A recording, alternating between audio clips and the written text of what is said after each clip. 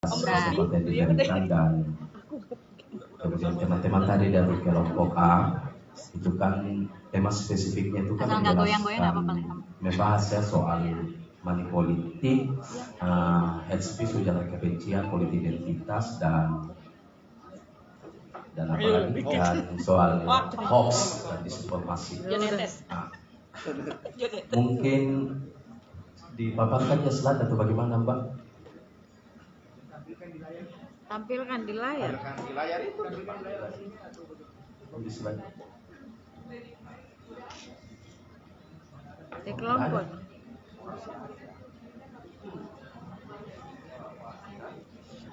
Oh, kita. Oh, lihat mau rebutan mic sudah di depan. Redesign pemantau pemilu yang efektif.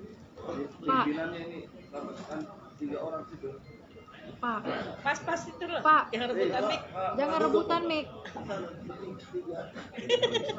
Kalau presidennya 3, Pak. Konsultas ya.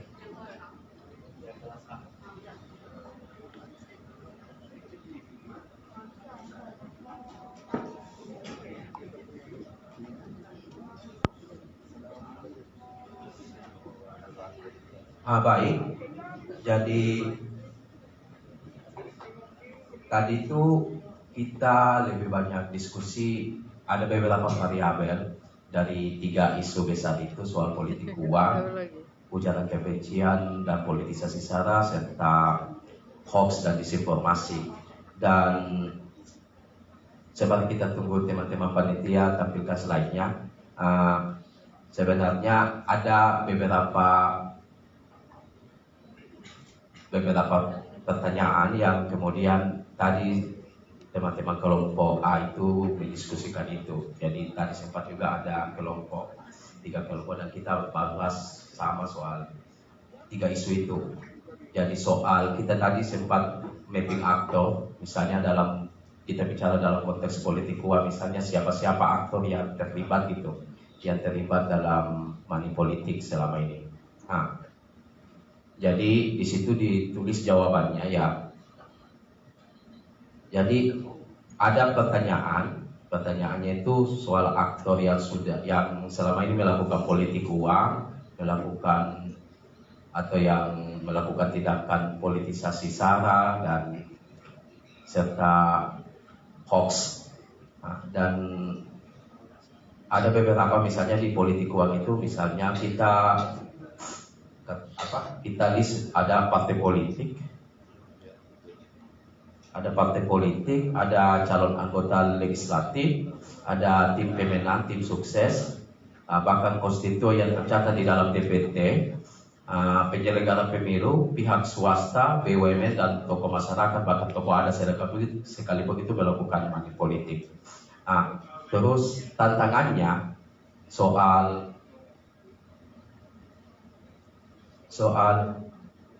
boleh.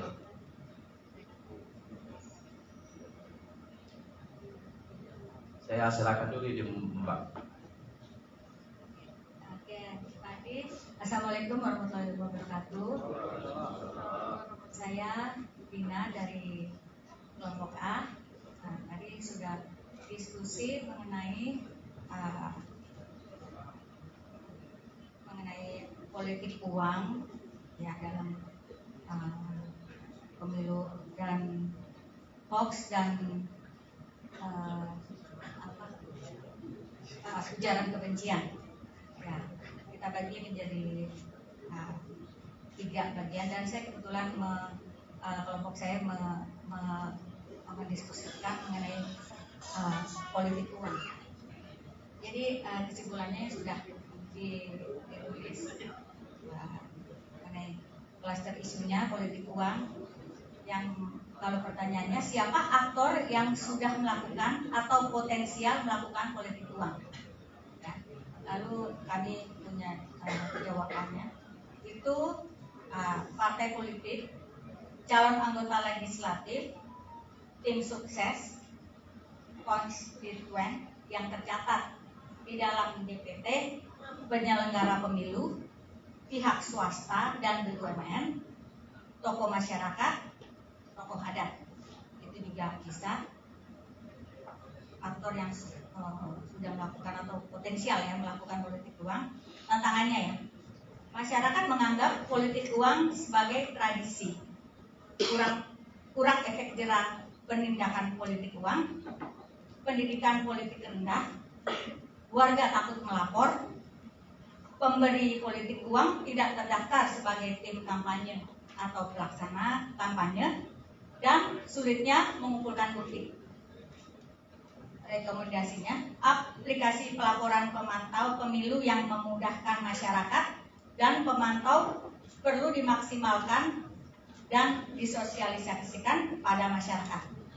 Untuk jangka panjang, regulasi yang membuat penanganan politik uang sulit menjangkau aktor intelektual atau penyandang dana mesti diperbaiki dan direvisi. Respon terhadap pelanggaran yang disampaikan kepada Bawaslu oleh pemantau perlu cepat dan komunikatif.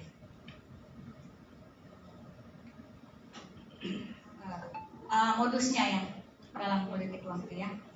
Apa modus operandi yang berkembang dalam tindakan politik uang?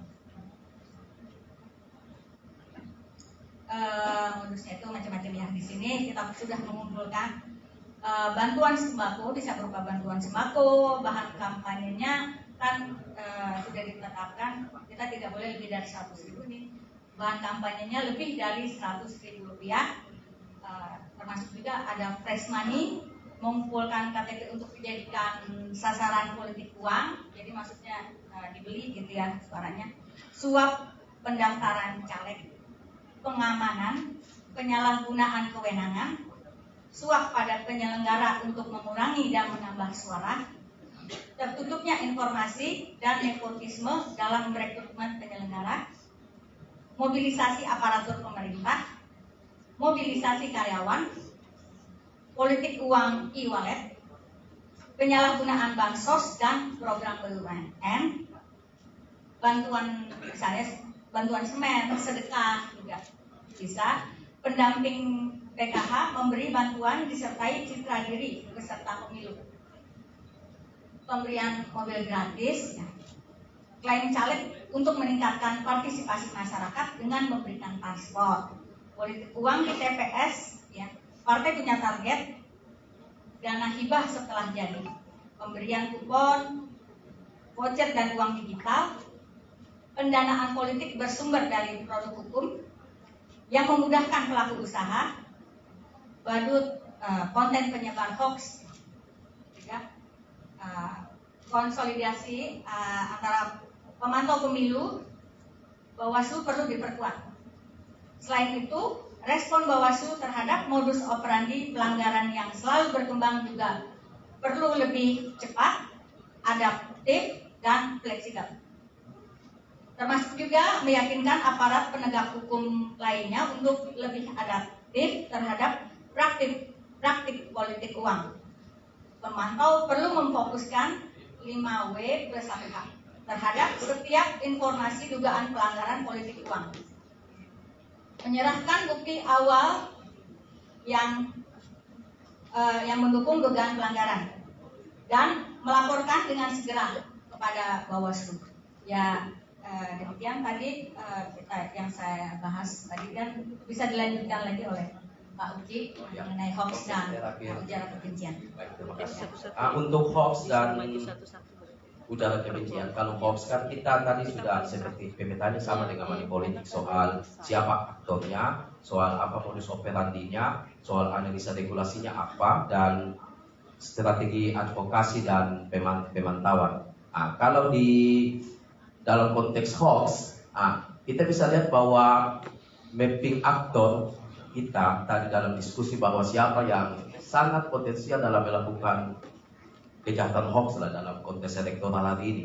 Jadi kita bisa lihat bahwa tentu ada lawan politik, lembaga negara, relawan, capres cawapres, tokoh agama, tokoh masyarakat, bahkan tadi juga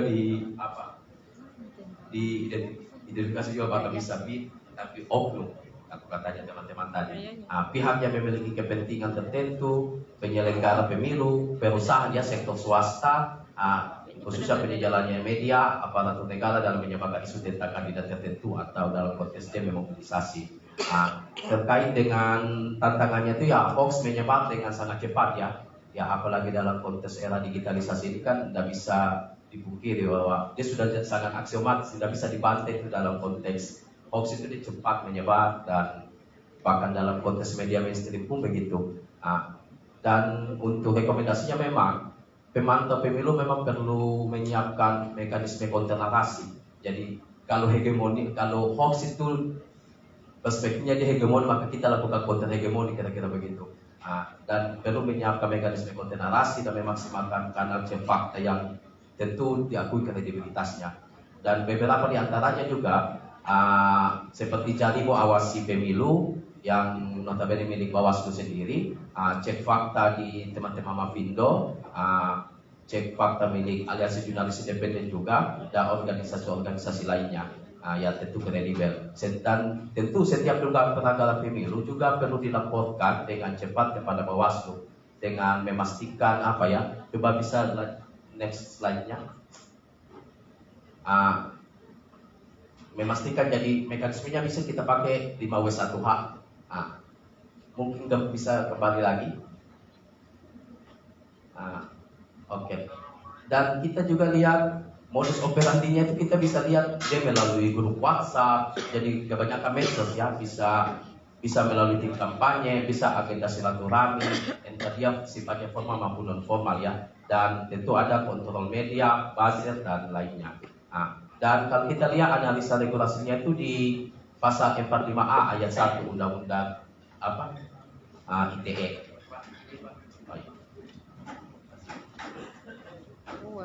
Mungkin bisa next lagi ke bawah. Malah nggak nampak kalau di situ, Mas. Udah kelihatan Mas. Kita Kalau di situ malah nggak nampak. Soal strategi advokasi dan perakulan terhadap politik uang.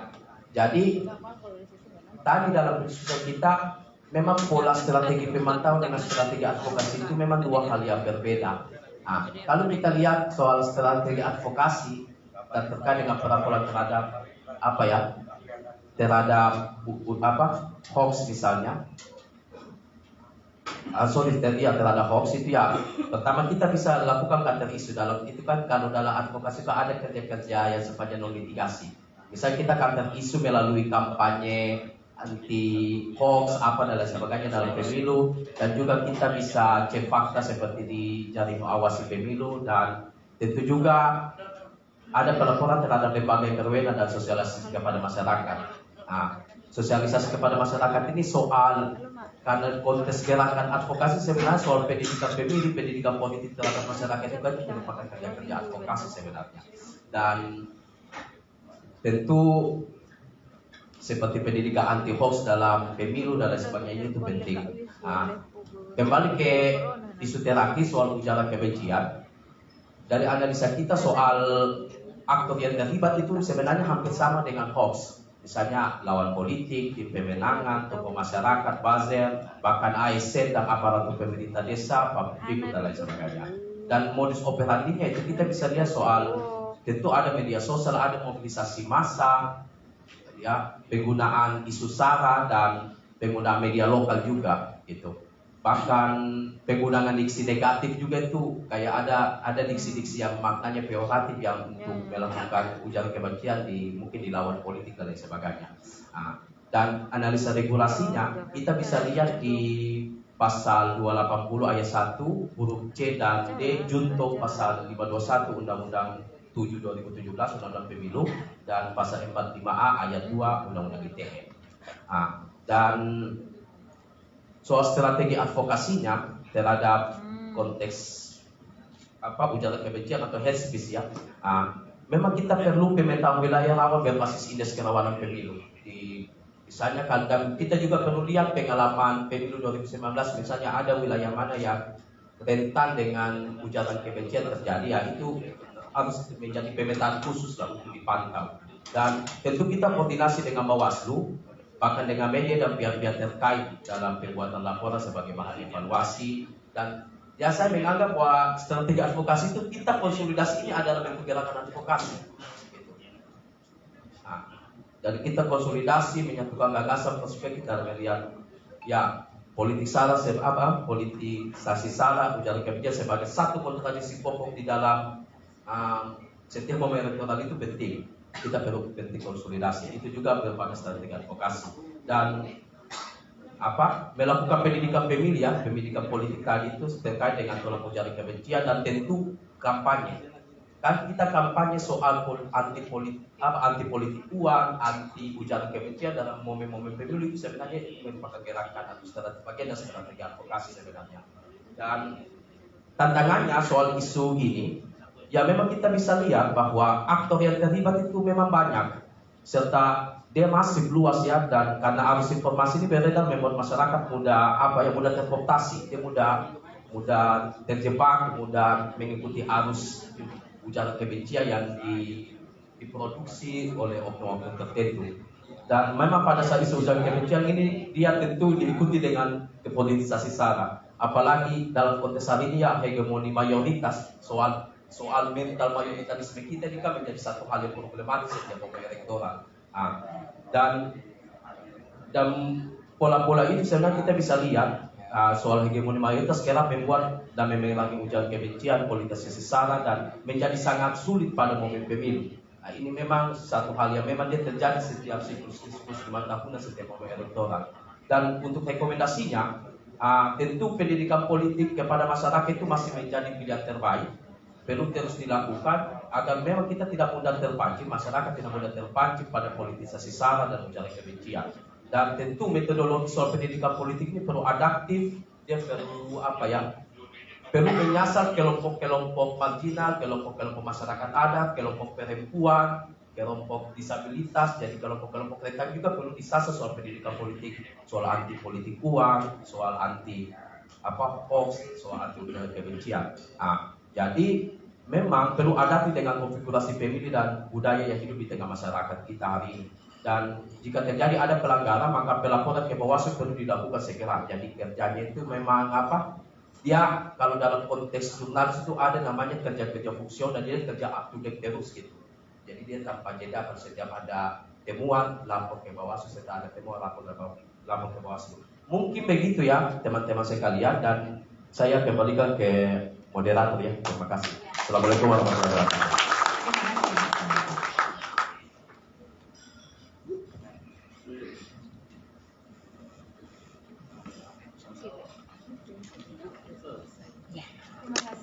Ibu Dina dan Bapak Uki, perwakilan dari kelas A. Baik Bapak dan Ibu yang saya hormati, berikutnya perwakilan dari kelas B terkait netralitas ASN, anggota TNI Polri, penyelenggara pemilu dan badan lainnya oleh Bapak Aji Pangestu. Kepada Bapak kami persilakan. Iya.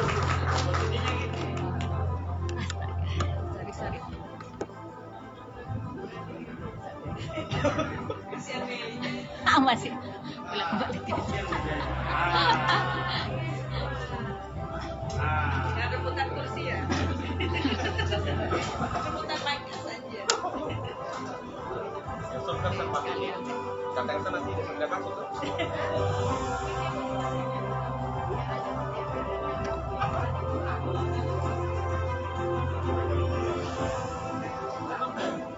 Yes.